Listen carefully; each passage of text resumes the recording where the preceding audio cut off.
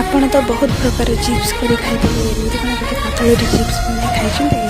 ଆସନ୍ତୁ ବନେଇବା।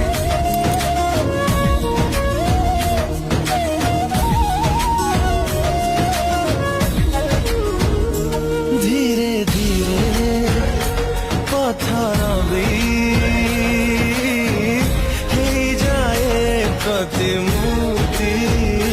ଧୀରେ ଧୀରେ ସଚ୍ଚା ପ୍ରେମ